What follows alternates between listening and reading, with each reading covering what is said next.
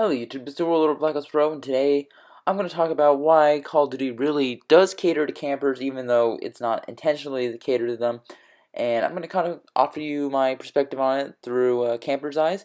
Now, in the background, you're going to see some Exo Zombies gameplay, so I needed sort of a long gameplay to kind of cover the commentary, since it can be a long one. So to sit back and relax, enjoy this Zombies gameplay here, where I think I actually try to play legit for the first part of the game, and then I move into glitches, because as you guys know, Outbreak has dozens of glitches, and most of them are pretty fun to use. So anyway, let's get into this. So I was watching a video the other day from some YouTuber, and he was talking about how there's a handicap system. Basically, the Pick 10 system isn't a perk system, it's more of a handicap system, because, and he reasoned that, okay, you should have some abilities that you should be able to do naturally. Like, you shouldn't need an adjustable stock to move from side to side, or you shouldn't need a perk called Stalker to be able to do the exact same thing. And I can agree with that, but I'm going to also go through why this game really does cater to campers a lot more than rushers, especially even games like Black Ops 2. Even more than rushers, because, guys, let's face it, campers really don't have to run all the perks that a rusher need to run. Now, rushers, in order to be effective, they need to run maybe like lightweight, dexterity, maybe marathon, dead silence. They need to run those type of perks. They need to run toughness too. Forgot about that one. But campers, on the other hand, they don't need to run those perks. They can run whatever they want. They can run flashlight, they can run ghost, they can run scavenger. They can pretty much run anything, and camping really allows you to more freedom in your creative class builds. That's really what it allows you to do, and that's what it allows me to do, and that's one of the reasons why I like camping, because I don't have to go sweaty, I don't have to run an SMG, I don't have to run the best gun in the game, because when you're camping, you can do well with pretty much any gun. So basically, he's arguing that, okay, there's a lot of stuff you probably should be able to do naturally without perks, without attachments. Like, for example, you should be able to run more than 5 feet before you get tired and just start walking or something. That's just pathetic, because in these games we play Navy SEALs, we play Spec Ops, members of Spec Ops teams. Why cannot my guy only run 5 feet and then he gets tired and stops? Like, and even with some versions of Marathon in certain games, it's not unlimited sprint. I don't get that.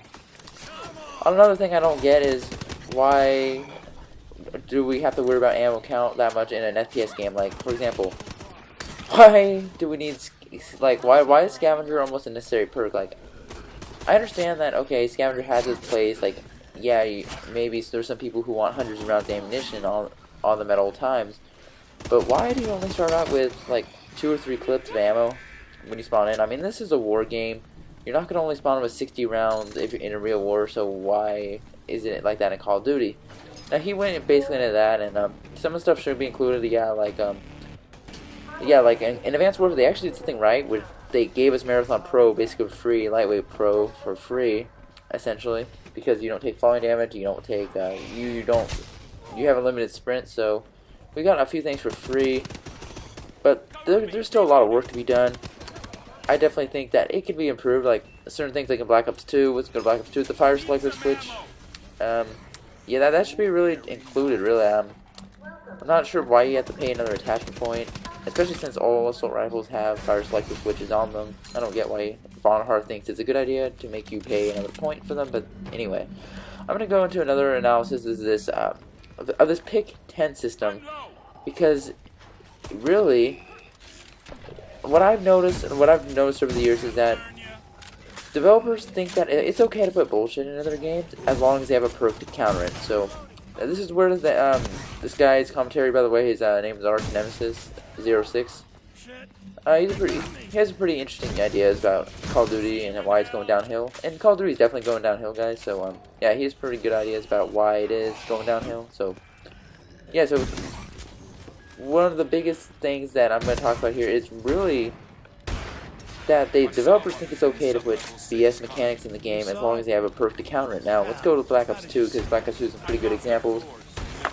In Black Ops 2, you have this thing called the EMP grenade. Now, EMP grenades can be spammed, they can be thrown across the map, and basically destroys all your equipment, just, like, takes out your mini-map, takes your HUD, takes out your target finders, and things like that. And they think that's okay, because like they reason, okay, we got a perk to counter it. It's called hardwired. But here's the thing, Trayer. Why would I want to run a perk to counter something that probably shouldn't even be in the game? So it's some annoying game mechanic. So also think about this. Hardwire's in Perk 2. Perk 2 also has good perks such as Scavenger, Toughness. I mean, Fast Hands too. I mean, some people like that, but I personally don't. But really, why do we have to compete? Why does a perk like that have to compete with other perks? Like, its main purpose is just to counter the bullshit. That's really it. It has no other purpose other than that. At least I can't, like, at least from as far as I'm concerned, I don't think there is any other purpose other than countering bullshit, which I don't agree with. Now there are some more perks like that, like the counters. Like for example, in COD Ghost, you get an Oracle system. The Oracle system is the most overpowered, one of the most overpowered streaks I've ever seen. It's in support. It acts like a wall hack. And the noob who's running it is basically guaranteed to get at least one every game, as long as he plays hard.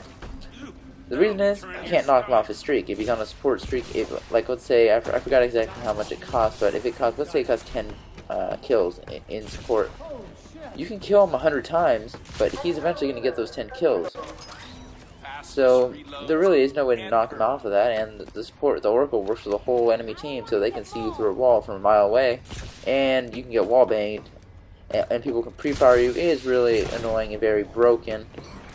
One of the reasons why Ghost, it kind of ruined the quality of Ghost almost, because it's just overpowered. I mean, I can't tell you how many chem strikes I've been killed off of just because some noob sees me through a wall and decides to wall bang me, where he otherwise wouldn't have gotten the kill, but thanks to a stupid Oracle, he did. So yeah, and their solution to that, okay, they're like, okay, it's balanced as long as it has a counter. And you know what that counter was? Blind Eye. But here's the thing, I don't want to run a 2-point perk to counter something that shouldn't be in the game.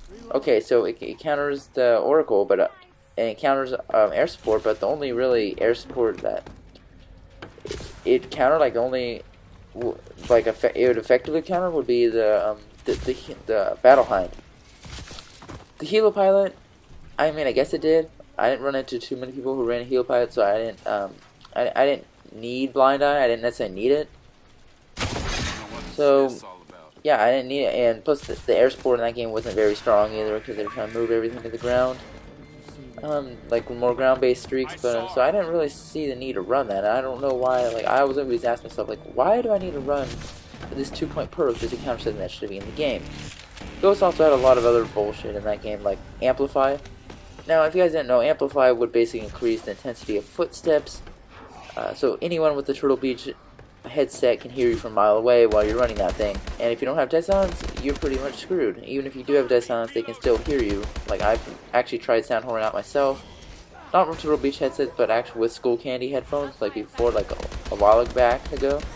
And I could hear someone who's running dead silence clearly when I was running Amplify. So really, Amplify was extremely overpowered in that game, even though they did do some nerfing to that and some rebalancing. They didn't nerf it near enough.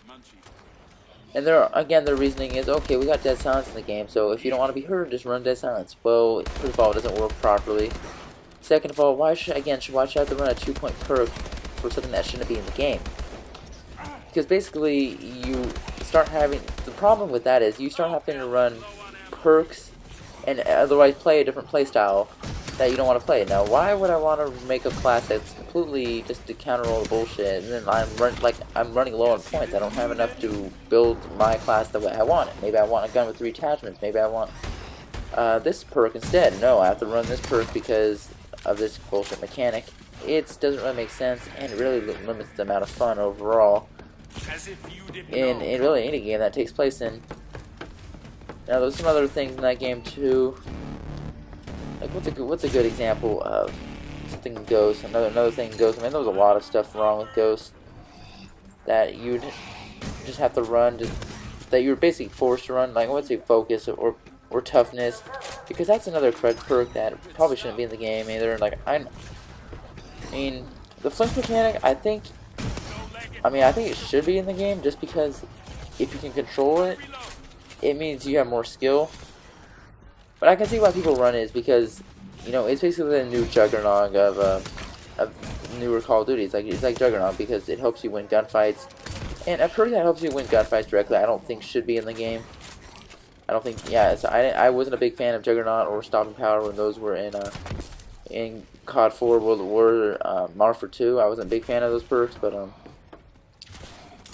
yeah, it was a good thing they got removed. But now we have Toughness, and Toughness just basically reduces the flinch mechanic to negligible levels, which means that if someone else is running it and you're not, you're at a big disadvantage. And this is why, if you even want to consider rushing in a Call of Duty game, you got to run Toughness or Focus or whatever it's called in whatever game you're playing. If you don't, then you're gonna lose every gunfight you get into. And that's kind of where camping comes in, guys. Is because camping, like, I never run Toughness or any equivalent in any Call of Duty game. I don't run Dead Silence. I don't run Lightweight. I don't run Dexterity. I don't need to run those first because if you're camping, you don't really need to move around that much, and you wait for the enemy to come to you. And that's what I like. I don't like having to actually go actively seek out the enemy.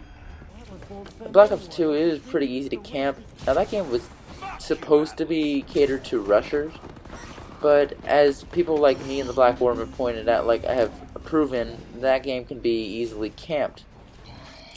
It's just because they try to put way too much bullshit in the game, and it can be easily broken because, you know, there's going to be people out there like me or the Black Worm who are going to find out ways how to break your game.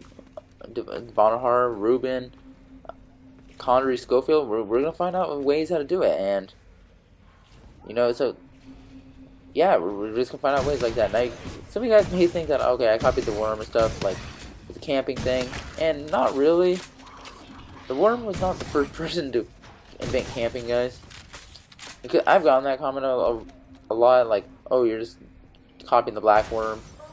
No, I'm not, actually. Black Worm was the first person to actually gain widespread recognition for uploading Shield gameplay to YouTube, but he wasn't the first one to camp. I started camping back in 2010 when I got my first Call of Duty game, which was World at War. I started camping pretty much immediately because I realized that there were some positions of power, some tactical positions of power, like power positions, which could be easily defended, and that's what I would use. I would just camp in there, and it worked out pretty well. So that was a good 2.5 years before Black Ops 2 came out. So, I mean, I've been just camping my whole Call of Duty career, and really, I've come to realize recently that these games are catered to campers more than they're catered to rushers. They try. The developers try to cater to rushers. I can see it. They make perks like Lightweight, and then they try to nerf perks like Ghost, which do help people sit in corners. And Ghost wasn't the problem, guys. It never was. In Black Ops 1, Ghost was perfectly balanced. It was perfectly fine. The problem was that other perks didn't compete too well with it. An example, like Flak Shack was fine. That was a pretty good perk, but Hardline, it didn't compete very well because the Pro version sucked, which is double tap your care package. And second of all, you couldn't cycle through your kill streak. So once you reach your max streak, that was it. So Ghost did not need to be nerfed. You know, they did in Black Ops 2. They made it near useless. No one ran it. And that's unfortunate. The UAV became very overpowered because of that. So, and also Lightweight. I mean, Lightweight's just kind of a standard perk. It's nothing special about it. And what was the last one? Scavenger. Yeah, nothing too special about it. So, yeah, there really was no problem with that perk, but they nerfed it, and that's unfortunate.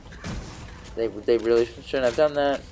I mean, but a big reason I think that campers have really taken over Call of Duty to an extent is really one that not many YouTubers talk about now. This is going to be getting pretty in depth.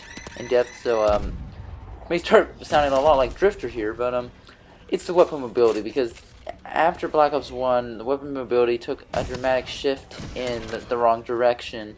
So in Black Ops 1, you could run at 100% base speed with the SMGs, with the shotguns, and with the guns like pistols. Now, the assault rifles, you can run at 95% of the base speed. With LMGs, you ran at 87.5% of the base speed, and sniper rifles, I believe, is 95 too. So, given those values, right? Now we move on MW3, which you move at 100% with SMGs, 100% shotguns, 100% with secondaries. You move at 90% with assault rifles, 80% with LMGs, and it's either 90 or 80% on the sniper rifles, depending on which one sniper rifles you had. Like the Barrett 50 cals at 80, lighter guns like I think it was like the MSR be like 90%, so that you can run faster with that one.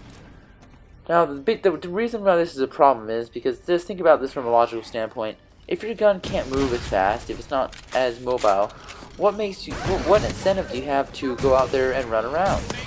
For example, like if you're forced to have to run a perk just to make up for something you should have had already, and for example, the mobility should be balanced.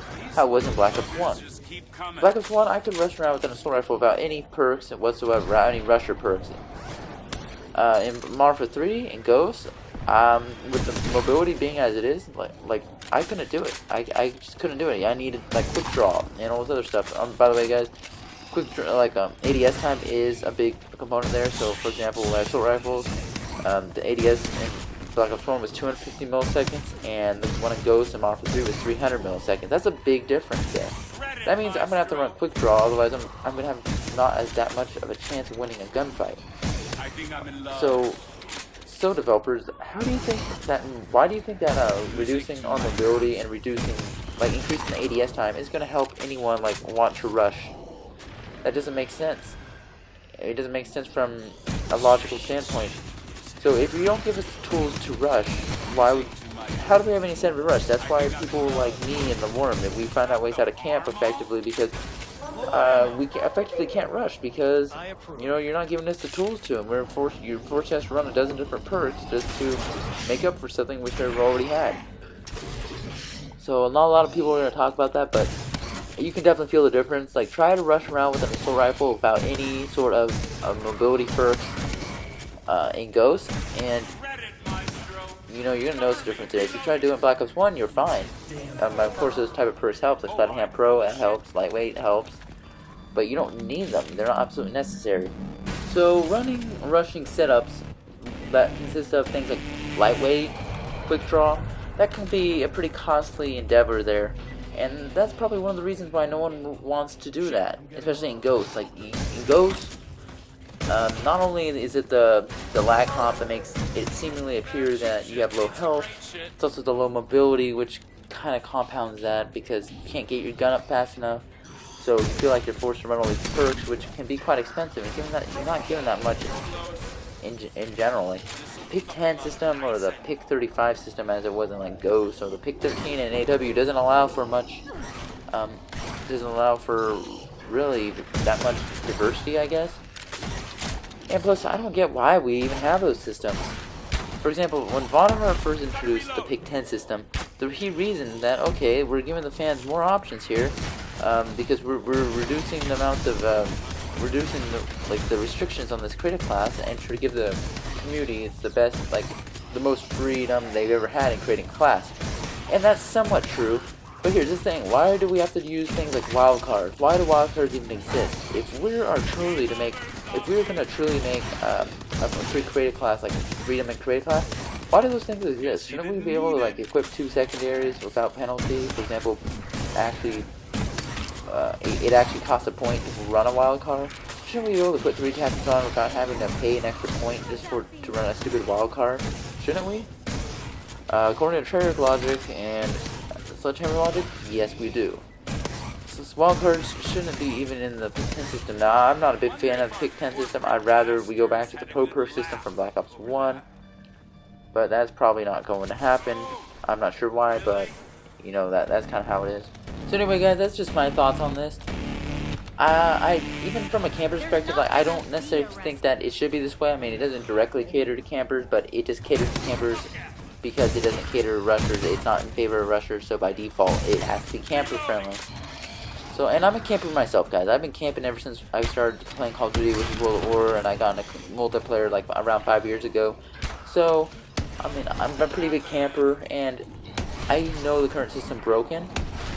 I really wish that they would just go back to Black Ops 1. If they went back to Black Ops 1, they created class 2.0 with the COD points and the Pro Perks, I think that it'd be a much better game. It'd be a much better franchise. Because in Black Ops 1, you could rush, you could camp, you can do whatever you want. It wasn't game-breaking camping either. It wasn't like Worm Squirm or Vonnevar Kids, as I call it. It was just, camping with an assault rifle, kind of how it should be. How I do back in the old days. Now, I think that's how I think camping should be, guys. Let me know what you guys think in the comment section. Thanks for watching, and as always, and see you guys later.